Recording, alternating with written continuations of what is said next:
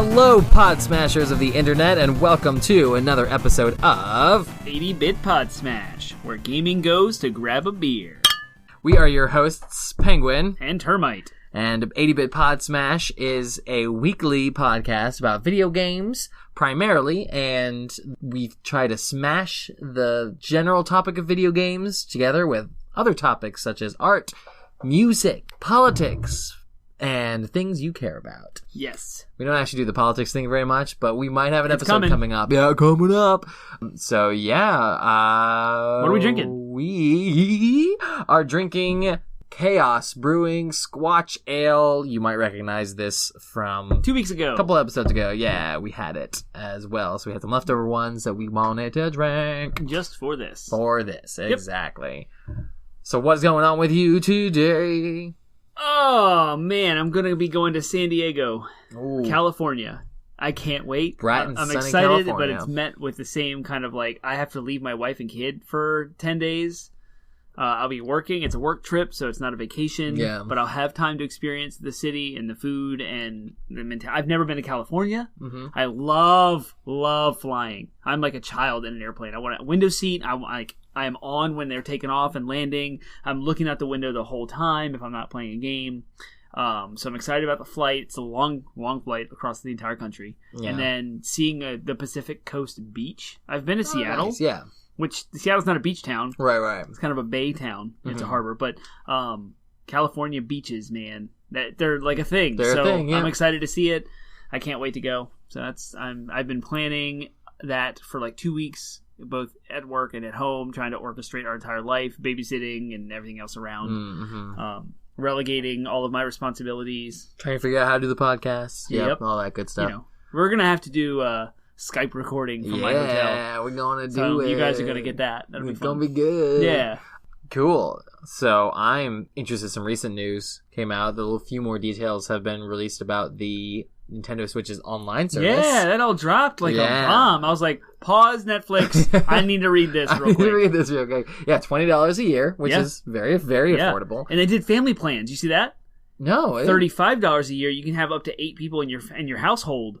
Can Multiple we pretend accounts. like we're in a household Apparently, together? the way the work? words looked like you could go in with friends as like a family thing. Interesting. Yeah.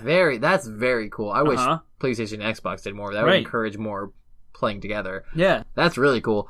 I didn't know about that, but the big news is that they're going to allow cloud backups. Yes. Which is Finally. so needed. You drop your Switch in the water now, you're done. Yeah. Start from ground zero. Right. You've lost everything. I don't know if does the PlayStation have cloud backups? Oh, absolutely. But I know it has cloud backups, but does it require you to have a PlayStation Plus membership? Yes, Okay. it's tied to the paid service. Gotcha. Okay, Yeah. interesting. Well, And same with Xbox. It's so much more important with a handheld console, though, because you could. Oh, right. There Yeah. are more opportunities for you to get lost or stolen. So that's super needed. So that's great. The other thing that I found out about them is that the details are still a little bit hazy on this, but supposedly they're going to have multiplayer. You'll be able to play online with old NES titles. Yes. So they've announced 20 titles, and they've listed some of them up front. And Mm-hmm. they're all going to be online compatible. Whether they're like leaderboards with high scores, or any of their 2-player functions would be like online, like live. Yeah. Mario 1, 2, and 3 are listed, so I imagine the 2-player would be you get to watch the other player play until he dies, like you in the would, old days. right? Like you were sitting in front of the TV. But then like Dr. Mario is against each other live, so you'll be able to do that online. Gotcha. Okay. That kind of stuff. Okay. Cool. And then they did say, and I don't know if this was further clarification this morning or if it was part of their announcement last night, but they said no virtual console is coming to the Switch. Oh. And then some people speculated immediately saying, okay, Virtual Console was like a marketing brand with a trademark that was like, this is the system. And if you look at it from the Wii to the 3DS to the Wii U, it kind of maintained the same like eShop store and flavor. And it was presented the same way with the same price points and the same features. So maybe there's still hope for like retro games coming to the Switch in some other facet. Right. That's not just the 20 or so that are limited. They said that those are going to be rotating every month. Okay. Or maybe a quarter. They didn't say that the frequency, which they'll rotate, but they're going to rotate. So you'll have the 20 games that are all like online. Who knows if they're going to bring old school games over. I'm sure they'll add more to the rotating or whatever, or they'll do like PlayStation where you got like 3 a month instead of just one, and have more titles to choose from. Xbox is crushing the backwards compatibility right now. They're like the champions for how to do it right. But PlayStation kind of has like every now and again they'll sprinkle some PS2 classics. There's no branding across it, with PlayStation specifically, so maybe Nintendo might follow the same kind of avenue. Like, oh, here's Luigi's Mansion for GameCube, and it's just going to be on the eShop. Hopefully, we get more details E3. So there's a lot hanging on E3 this year. Yeah. So maybe they won't get to it, but I would like to see. I would like to see more details about how they intend to. I want to say, cater to the people who want more retro titles on the Switch. So that would be interesting to see. I want Four Swords. Oh my gosh, yes. For the Switch. The Zelda Four Swords. I never got to play it because I never had people to play it with. Yeah. We got it. We play. We gotta play. We gotta do it. Yeah. But I would love to play Four Swords on that. Switch would be a perfect console for it, especially with the wireless multiplayer would be great. And even online features would be great. Yeah, exactly. But that would be a perfect GameCube port. So, cool. Since that's our favorite thing we're looking forward to E3 this year, let's talk about our favorite things for the week. Doing this podcast is our favorite thing. Yay! Doing this podcast is our favorite thing. Boom. Yeah. Favorite Things is a segment we like to do before we get into our main topic, where we just kind of update you guys on what our favorite thing for the week is. What are we digging this week? What thing from pop culture or whatever is our favorite thing this week? Go. Arrested Development. Season 5 is supposed to be out this month. It's May. I was so excited. It's 29th, May 29th. Is it? Okay. And then they've reoriented the 4th season to be like their older seasons as opposed to character-based. Now it's chronological, I think. Kind of, roughly, yeah. It's more emphasis on multiple character stories per episode as opposed to just one single character for all of that news has spurred my wife and I to start over from season 1, and we watched a couple of episodes now, and it's hysterical. Oh, it's such a good show. So, literally, guys, it is one of... I think it is I will say this as a blanket statement. I think it is the smartest show on television, period. I'm going to give you a little insight. It is the most intelligently written show. Go. A little termite insight. When I first watched it was first recommended to us, I had no idea what it was. I had nothing. I immediately started getting empathy for Michael Bluth. And I didn't appreciate the comedy of the show because I was so frustrated by his family constantly wrecking all of his stuff. And so like half the comedy of the show is that. Is the characters being the, it didn't click until like season 3 or something that this is not ever going to get better for him. And it's not supposed to. No. So like, it's what I like about season 4 is you start to see Michael's, like, you start to see all the ways that he's, a broken person too, like that he's totally like messed up as well. Like that's what's great. I love season 4. A lot of people don't like season 4 because of the whole Rashomon style or whatever, where it's individual characters. Right. I will say publicly, I think that some of the best jokes. I understand that, like, the differences are a little jarring, but it has some of the best comedy in the entire show. In season 4, so I give people a hard time who most people have a problem with it because they start it and then they don't get to the episodes that really hit the characters that are like really good in that season. That's what happened to us. And I always tell people, go back and watch the whole thing, you'll appreciate it more. It's nice that they remixed it because I think that the remix is a little bit more approachable. We have been watching the remixed episode. We started season 4 over again. I can't say I like it better because I like season 4 the way it was as well. But I can see how a lot of people might kind of revisit it and appreciate it more because you get some of those really funny moments from characters that in the old style of shooting, you didn't see till like 13, 14 episodes in. Yeah. Which is like, again, like Buster's episode is one of the funniest episodes of the show, period. Like the episode that focused on him. So getting to see some of his jokes, some of the like wacky antics that happened to him. Seriously, guys, like I cannot explain. This show requires you, and not in a bad way, to watch it multiple times. In the sense that if you watch it through the first time, you'll think, oh, that's a funny show. Yeah. If you watch it through a second time, you'll be like, oh my gosh, I caught so many things I didn't catch the first time. When you watch it through the third time, you start to get an inkling of like, oh my gosh, this is genius. Like there are jokes in there that are like meta joke on joke on joke on joke that you just, like the human mind cannot comprehend the amount of jokes in the show. The very first time I watched season 1, I had just got my wisdom teeth taken out. I was high on Vicodin the entire time. It was great. That's a perfect show. I watched through the entire show very high on Vicodin. It was awesome. Yeah. So, sorry. I didn't mean to steal your thunder. So, like, one of the first things, like episode 2, the Bluth Father, I don't remember his name. George Bluth was in prison. and Michael goes to visit him, and he is like succulently enjoying an ice cream sandwich. And he's like, I'm having a love affair with this ice cream sandwich. Like, the next episode, halfway through it, his wife is on the phone when Michael walks in, and she goes, then marry the ice cream sandwich. And like, at that point, you were like, I never caught it. It was hilarious. Yeah. And so, and the show was focused on Michael, so you didn't get any of Lucille's conversation at all. All you heard was her, you marry it, and it click. And I was like, that is awesome. Yeah, so many jokes carry over. Yeah. There's like... And then I noticed that Tobias had his cutoffs in the early shower, like crying scenes because he's an actor and his wife's nude. And that doesn't come out till season 3? Right, or something. But it's consistent, good. So it wasn't like they thought of it later. It's they everything weaved. Anyway, I can totally see why this is my favorite thing. Yep, I'm digging it. I want to just hop on that bandwagon just because we spent time ranting about it. But I'll tell you, my favorite thing for the week is Skittles. It's short, close. It's very shortly after when we're recording this.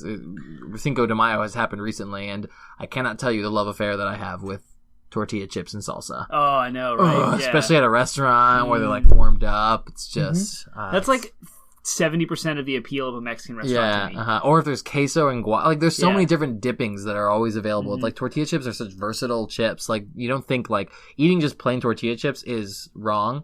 Yeah. It's morally wrong and you should never do it. Enjoy it. But if you do it with salt, it takes like the tortilla chips themselves are just, they're boring. But then when you combine them with like guac or queso or even just like fresh salsa, it's like they suddenly become magical. It's so good. Yeah, or not nachos. Yeah, but like when you're trying to diet or like cut back on food, one of the things they tell you at any conversation regarding health is like the chips and salsa at Mexican restaurants will get you because you just constantly eat them and you don't know. And so if I can't know going into a Mexican restaurant experience that I'm not allowed to have tortilla chips, it diminishes all of it. I barely want to go. I'm like, enchiladas are cool. Right. Can't have the refried beans. No. Can't have the tortilla chips. Maybe I'm going to get fajitas and enjoy that. If I was seriously dieting, I would avoid Mexican restaurants. And I do. Because they're so... They're not blacklisted, but I avoid them. Because I feel so like... I can't, Mexican food is I can't do this. I don't know if it's my favorite like genre flavor of food, but like it's got to be up there, and I definitely have like Mexican food cravings, and always it's because of the chips and salsa. Like I just want to sit in the restaurant, eat the chips and salsa, and then I can like eat like one of my enchiladas and then put the other one, and put my other chimichanga in the docu bag. Have lunch tomorrow. Like it's great. I love it. So that's my favorite thing for the week. Nice. So.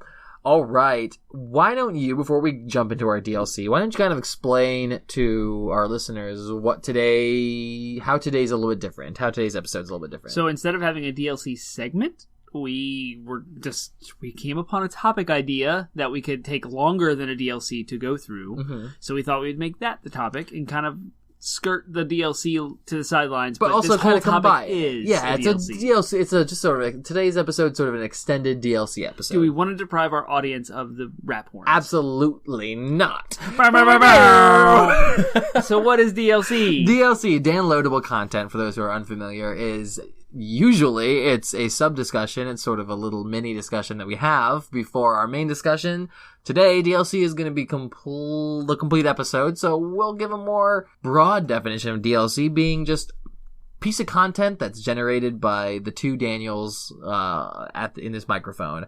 So that's why it's downloadable content. Because our names are Dan. And we're downloading it.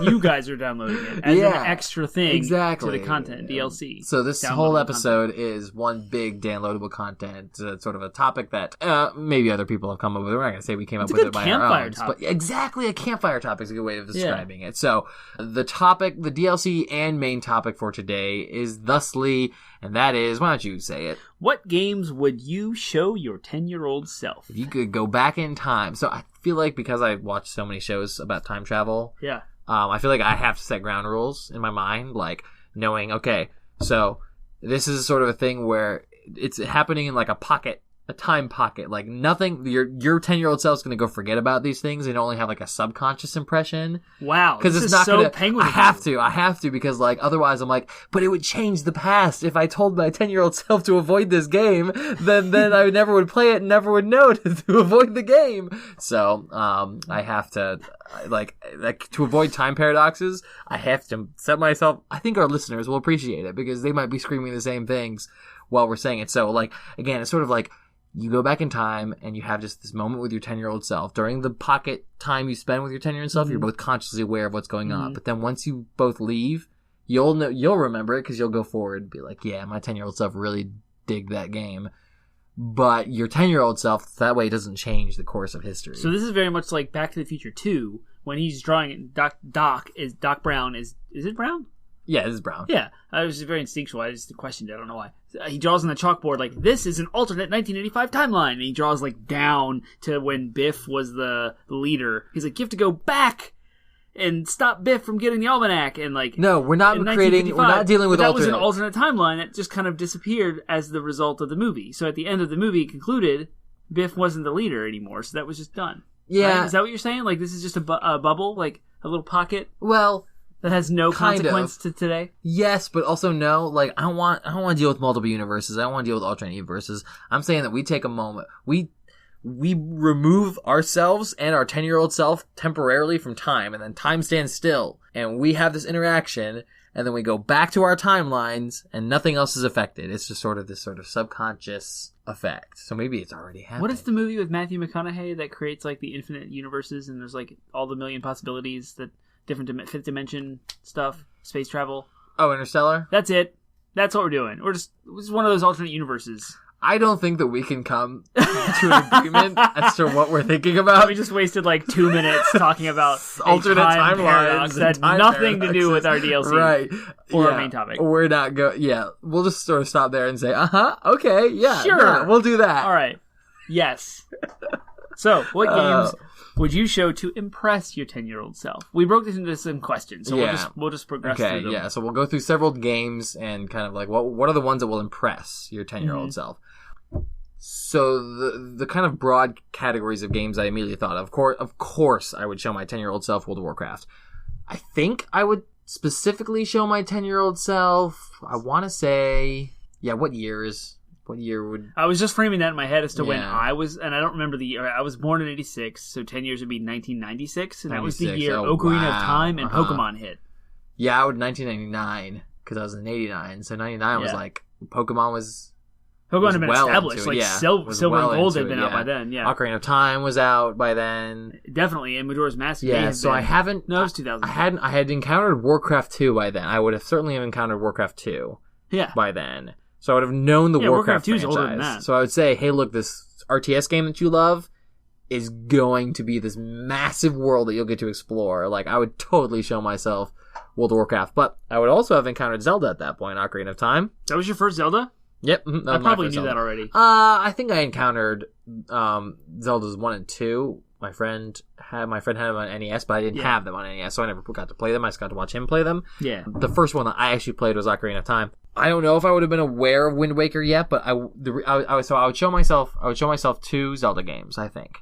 So I'm going to take 2 of them. And I'm going to say specifically I would definitely show myself Breath of the Wild. No, absolutely. Like absolutely. You have to, like, this is what the franchise becomes, and it is amazing. But before I would show them Breath of the Wild, I would want to give my 10-year-old self some hope and show him Twilight Princess. And the reason is because, again, of the, we mentioned it before, like the tech demo that was released back in 2001, was it? It was probably 2000 because the game came out. The GameCube. I'm sorry, I got really excited. You just hit me. Sorry, it was a very Termite question. The tech demo was probably released in the year 2000 because the GameCube came out in 2001 with the promise of Smash Bros. And that also had the Ganondorf versus Link kind of tech demo-y thing. But yeah, that tech demo was to show off the prowess of the GameCube. Sure, but everyone thought that it was going to be indicative of the next Zelda title. And then they came out with Wind Waker, which at the time for me was a significant disappointment. Much to my delight. When I actually played it and enjoyed it, I had a different perspective on it, but it never entered the my favorite Zelda games.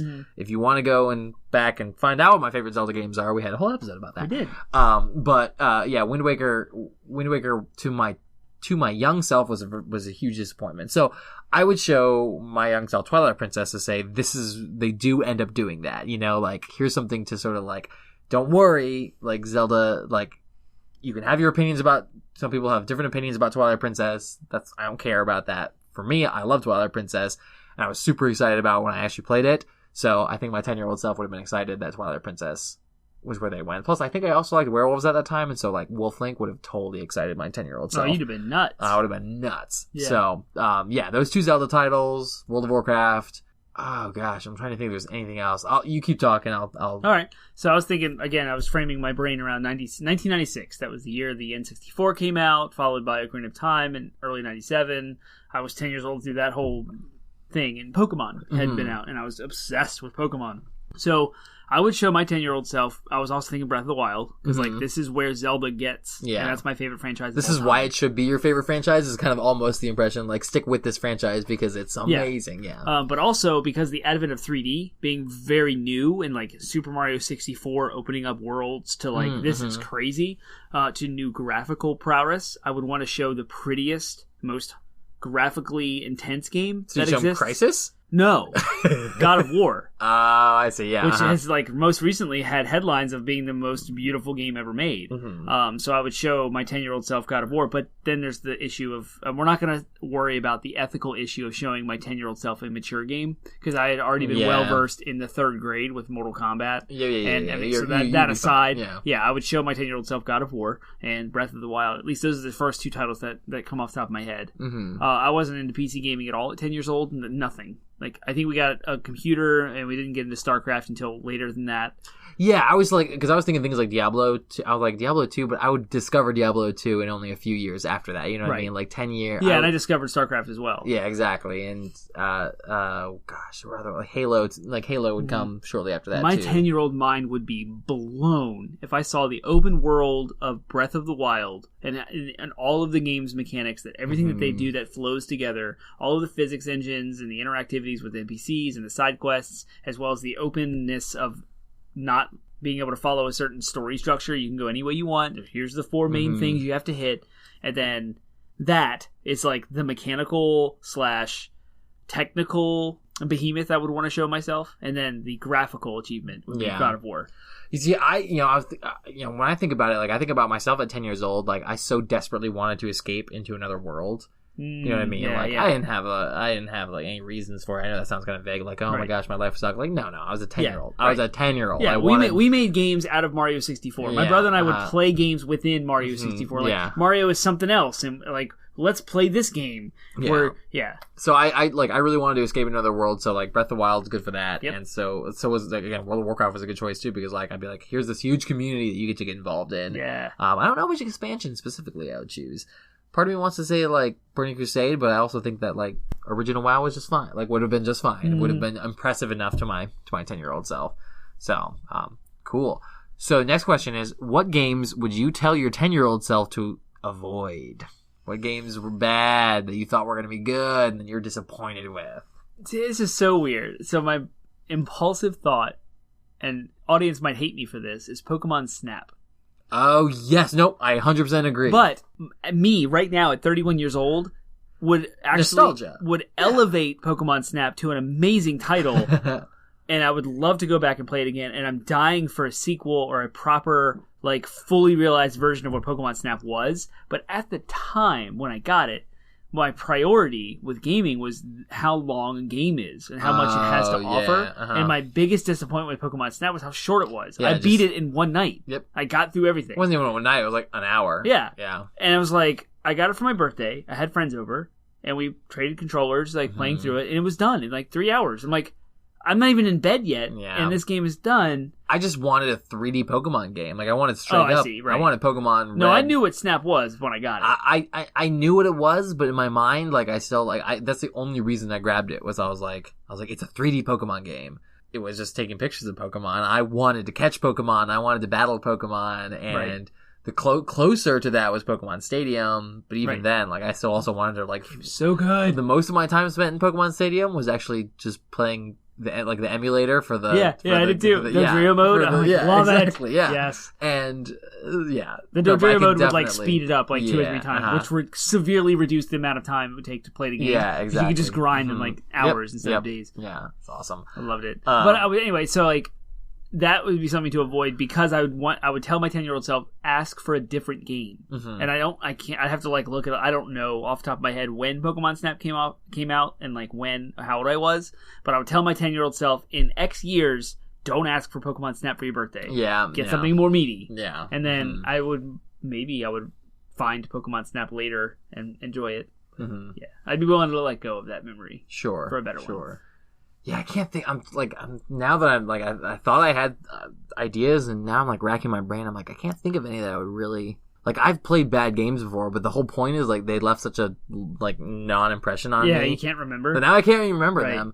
I just remember like a bunch of bad games on the N64. Yeah, there was a fighting game called War Gods. Yeah, there was another fighting game called Dark Rift. Garbage. But we rented them. Sure, so it was like. We just didn't buy them because we didn't like them. Yeah, I remember. It wasn't a big risk. So there's a lot of bad games I played as well that I enjoyed because I played them with people. You know what I mean? Like, I don't think Halo 3 was great. Dude, you got to go back and play it again. Really? Because I thought the exact same thing. I was like, Halo 3 was such a weak point in the Halo series. Sure. But when I got the Master Chief Collection, I played through it again. Right. You told me about that. And it was amazing. Mm-hmm. I was like, how did I not enjoy this? Yeah. And it's so I got to give. All right. I'll give Halo 3 another chance. I mean, so I missed out on Destiny 1. Yeah. And I'm like, kind of glad I did. Yeah. So I almost want to go back and tell myself, like, hey, there's going to be this game that comes out that sounds like everything you want in a first-person shooter. And don't do it. Yeah, basically bottom line is like, don't do it.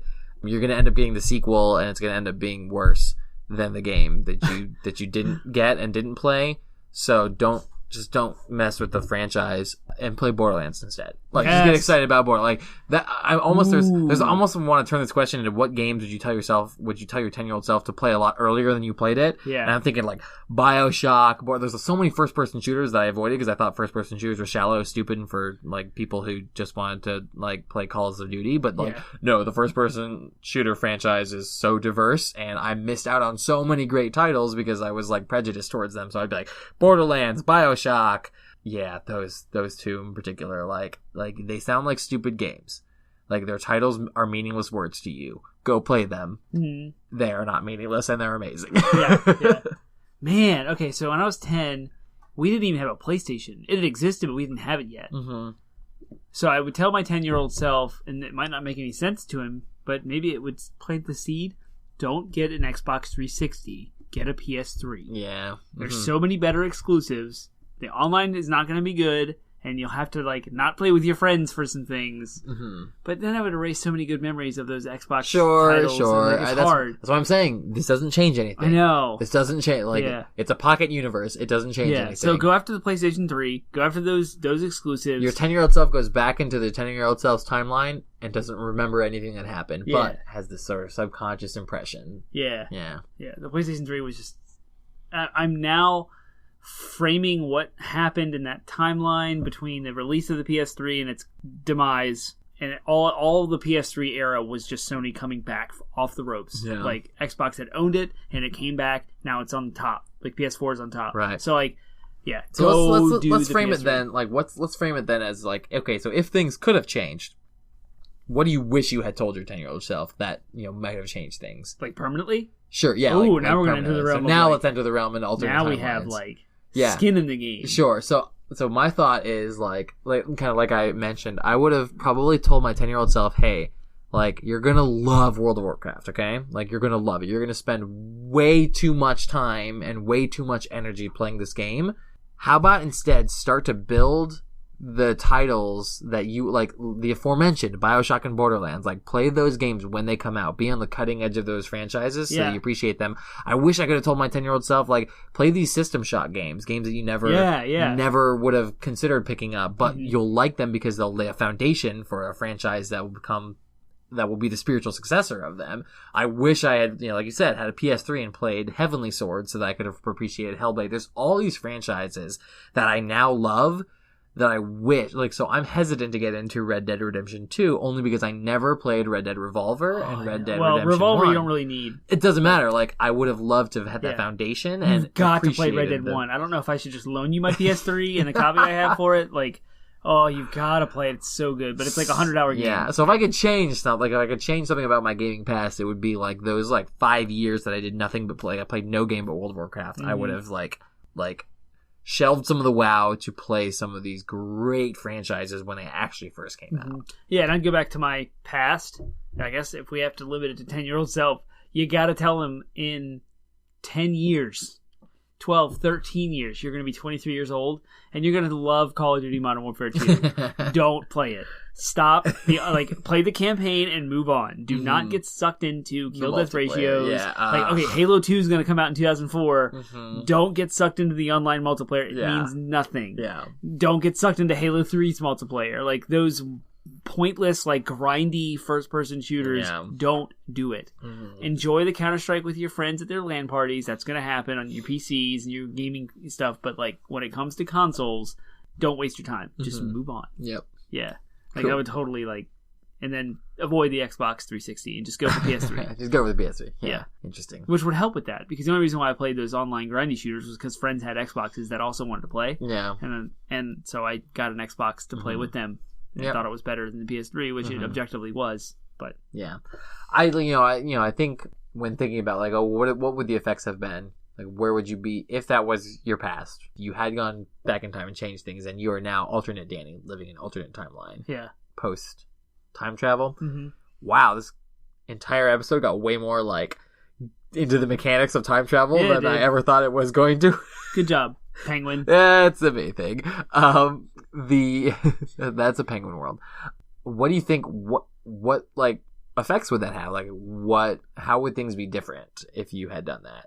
So I think for myself, like, and I think you kind of hit on this too, like, okay, well, if I had, what would have been the, like, unintended consequences? I'm like, well, if I played less WoW and was into less WoW and was playing different games, I wonder how many of my relationships that I made around WoW would have been impacted by that. Like, he was one of my groomsmen, he's one of my best friends. I lived with him for, like, a long time, pretty much my entire time in college. I lived with this guy, my buddy Chris. Shout out Chris if you ever listen to this. That relationship was pretty much I met the guy, like, because, like, he went to my church and we overheard each other basically talking about WoW, and then we started talking about it together. And then before you know, we were best friends and living together. You know what I mean? Like, so I wonder how much of that relationship would be impacted. It might not have been impacted at all, depending on how much I cut back versus, you know what I mean? Like, how much that adjustment was. But, like, that relationship was really founded on WoW. So would I have been as close with him if we weren't into WoW? Or if I wasn't as into WoW? So that's something that I wonder if that would be different. I know you said, like, you had a lot of friends, too, that were playing Xbox 360 at the same time. Yeah, I've been pondering that right now. I haven't actually made eye contact because I was thinking what relationship is tied to, like, so my biggest change is, again, going from the Xbox 360 to the PS3. And I don't think there's only one relationship I can think of that would have been affected by it, and I don't care. So, yeah, because my early gaming relationships were all centered around PC games and going to each other's houses and playing games on the original Xbox. So the Xbox 360, I got late when Halo 3 came out. I wasn't on the cutting edge of that because I didn't need it at that time. And so, yeah, I think switching to PS3 would not... If anything, it would have... the consequences of switching would have been better for me. Yeah. Because I would have hung out with friends more instead of playing them online with them. Yeah, that makes sense, yeah. And so I think it would have been better. It would have strengthened those relationships, actually. And I could have gotten the 360 experiences that I did get by just going to friends' houses that had it. Yeah. Cool. Well, I think that's going to be our episode for the day, so we apologize for the shorter episode, but we didn't want to bog you down with a bunch of weird time travel details, and... I still had to throw my Termite, like, knowledge and type A of, like, development history. Great. And no, it's good. Aid time and stuff. I think our listeners appreciate it, but... both of our personalities were highlighted today. Definitely. This is a good personality episode for your on-air personalities. But we definitely wanted to... we didn't want to ramble about this topic too much, but we wanted to kind of give it justice and have some fun with it. So it was an extra long DLC episode for you today. And we hope you enjoyed it. Why don't you tell them where they can communicate that enjoyment or disenjoyment to us? We are 80bitpodsmash.com is the first place to go. We have our links to iTunes and Google Play so that you can get them on your phone, get us on your phone through podcast services around the world. And you can find us on Twitter, Reddit, Facebook at 80bitpodsmash across the board. No hyphens, no uppercases, no funny business. Interact with us there. Post us what you would tell your 10-year-old self. If you think we are stupid for our ideas, let us know. If you like what we or agree with us, let us know. Give us topic ideas, feedback. Interact with us there. Where our Instagram feed is kind of blowing up. Where I have all kind of stuff, random things that we do posted there. So have fun with us. Yeah, your task for the week is to use the hashtag tell my 10-year-old self hashtag tell my 10-year-old self, and tell them anything. Yeah. So we just, hashtag that, and then like at us. Mm-hmm. So use the at sign on social media, whether it be social media of your choice, Twitter, Facebook, whatever. The aforementioned links, like at us, and then tell us what you tell your 10-year-old self using that hashtag. And that doesn't even have to be gaming related. It doesn't have to be, yeah. You don't pick up the first cigarette. Yeah. Don't drink the first whiskey. Don't read that first Harry Potter book. It's just going to be an emotional roller coaster. Don't watch The Matrix. Yeah, I got stupid. Yeah. Awesome. Well, y'all do that thing for us, and then enjoy the rest of your week.